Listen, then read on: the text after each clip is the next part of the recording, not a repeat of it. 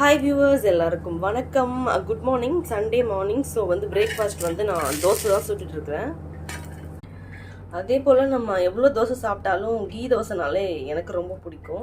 So அப்படியே நெய், இது சுத்தமான பசு நெய். நாங்கள் மோஸ்ட்லி பேக்கெட்டில் விற்கிற நெய்லாம் வாங்க மாட்டோம். இது எங்கள் அண்ணியோட அப்பா அவங்க ஊர்லேருந்து பியோராக நெய் வாங்கிட்டு தந்தார். அந்த நெய் இது. அந்த நெய் அப்படியே பியோர் நெய் நம்ம ஊற்றும் போதே வாசனை சும்மா கமன்னு இருக்கும்.